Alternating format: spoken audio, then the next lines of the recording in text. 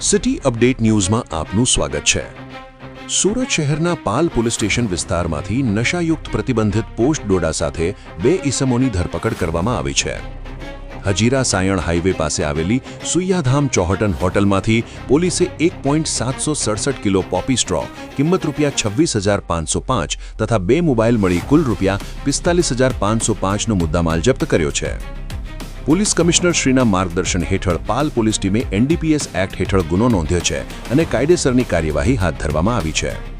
આ કેસમાં એક અન્ય આરોપી હજુ વોન્ટેડ હોવાનું પોલીસે જણાવ્યું છે। સુરત પોલીસ દ્વારા નશાકારક પદાર્થો સામે કડક કાર્યવાહી યથાવત રાખવામાં આવી રહી છે। City update news Sufiyan Mulla, જોડાયેલા રહો, કારણ કે હવે શહેર નહીં સમગ્ર દેશ કહેશે।